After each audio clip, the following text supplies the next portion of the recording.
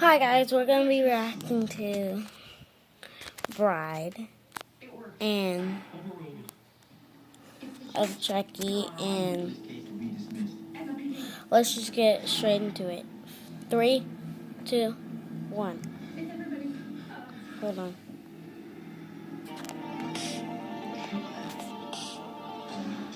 Welcome to the Kill Count, where we tally up the victims in all our favorite horror movies.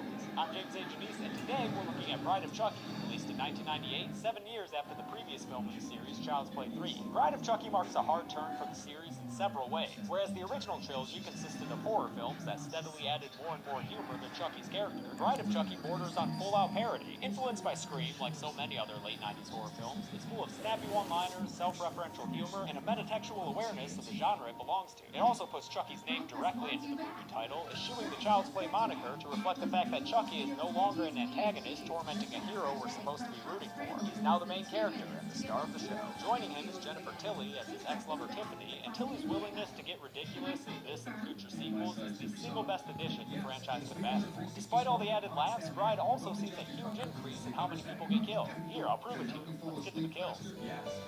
We're not gonna watch all of this, guys, but Department Evidence Depository, where Scream's influence is on full effect in the way a bunch of other horror there's going to be a part 2. stuff kept in cages here. One of the lockers has an unsolved label on it, and Officer Bailey fishes out the contents of it for a shady, dirty copy. He calls his contact, and her voice can only mean one thing. Hello.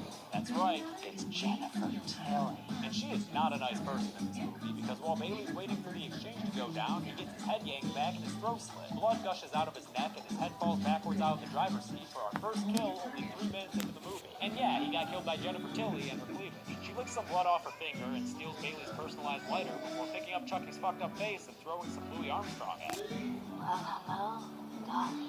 Rob Zombie's Living Dead Girl kicks in as the credits start and continues in full effect as the very meaty title card comes up. God, I love this album. Looks like Tiffany, Jennifer Tilly's character, is super obsessed with Chucky, as evidenced by all the news articles about him, which include this movie's one and only reference to former protagonist Danny Barkley. She digs into her stash of spare doll parts and starts putting Chucky back together with stitches and staples. Before long, she finishes her little Pinterest project and leans back in ecstasy, apparently sexually excited over her job well done that gives us Chucky's new look. And the look of my Chucky doll behind me. Hi, Chucky.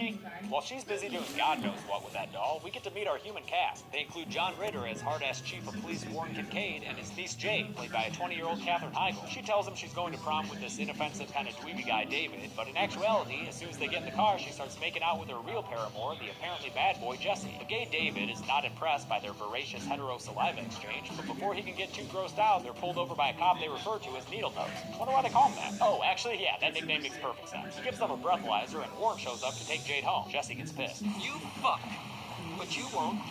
Not Jade anyway, not anymore. Oh shit, Warren, too bad you ain't the chief of the fire department because Jesse just got burned. The Kincaids leave and David suggests that Jesse just take Jade and flee the city. God, I'm already so sick of these teens and their shitty Romeo-Juliet story. Back in her trailer of Sex and Death, Tiffany puts Chucky in the middle of a pentagram and gets to work with a Voodoo for Dummies book. She goes through that incantation we all pretty much know by heart by now. Hare to a Dumbledore, give me the power I beg of you. Yo, where them rolling clouds, though? We ain't got no rolling clouds? Maybe that's why it doesn't seem to work, and Chucky's still lying there like a dummy when she's done with it. Tiffany's boy toy Damien shows up, played by the late Alexis Arquette, and he tries to impress her with a Polaroid of a guy he killed. Dude just looks like Mankind to me, but Tiffany recognizes that it's actually Damien in makeup. Jeez, Damien. You never really actually killed anybody, did you? Yeah, friggin' wuss, can't even kill anyone. You know who can, though? Chucky. And it looks like the chanting actually worked after all, because that doll be gone. Damien tries to seduce Tiffany, but she's pretty obviously not into it at all. That is until Chucky shows up and gets back to his old catchphrases. Hi, I'm Chucky.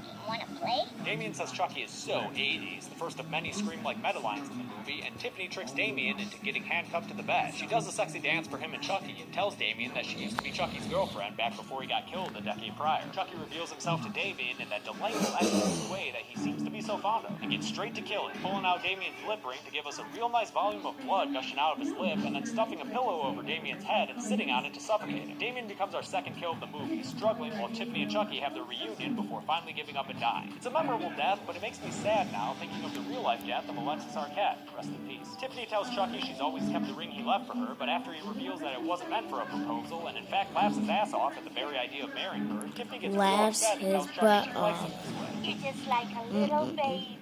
It's the little baby tickling. Stop.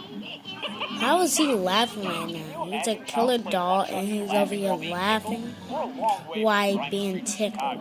Seriously? Locks Chucky in this baby crib she had made for a future little murder family and finishes off her night with a good cry sesh next to Damien's dead body. Man, at least uncuff one side of him so you can make room for yourself there, Tiff. The next morning, she comes outside and talks to Jesse, who happens to live a few trailers over. She has him help her move this trunk with Damien's body inside into the trunk of her car. She hits on Jesse, but he stays loyal to Jade and tells Tiff he's seeing someone. She laments how all the good guys are taken. A fun line since she has a good guy right inside, just, locked up inside a baby crib. She teases Chucky by giving him a bride doll to call his own and throws rice in his face, which probably gets stuck in some of those giant face gashes. The joke's on her is when she's taking a bubble bath and watching Bride of Frankenstein. Chucky uses the doll's wedding ring to carve his way out of the crib. He takes the doll and a knife into the bathroom and interrupts Tiffany's movie time. His first attack fails, but he recovers and knocks the TV into Tiffany's bath to electrocute her to death for our third kill of the movie. This was actually the original plan for Chucky's first ever kill in the series, Maggie back in the original film, before they changed it to her falling out the window. And on a personal note, even though we'll have Tiller's voice acting for the rest of the film, I will miss seeing her in person. Content with this kill, Chucky takes the bride doll and does a celebration incantation.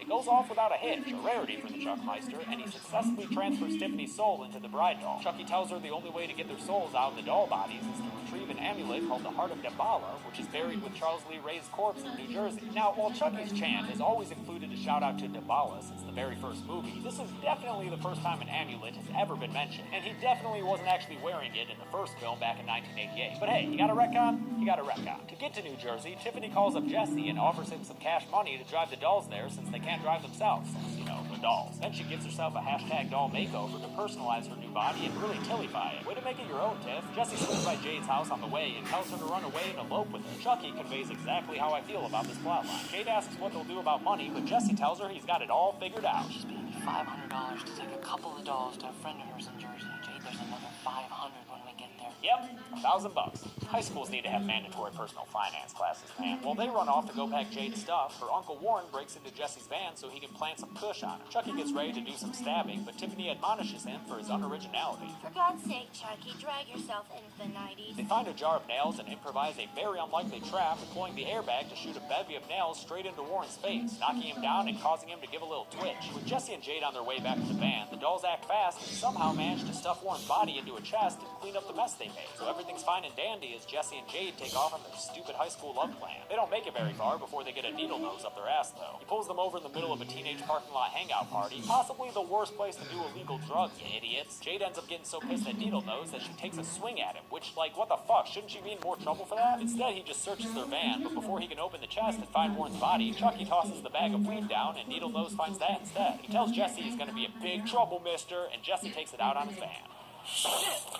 Shit! Okay, that was pretty fun. Realizing this will slow them down and screw up their plans, Chucky takes Bailey's lighter from Tiffany and crawls his creepy ass over to Officer Norton's car and creates a fuse into his gas tank with a shirt that he then lights on fire. On his way back, he drops the lighter and gets spotted by a stoner who he promptly flips off.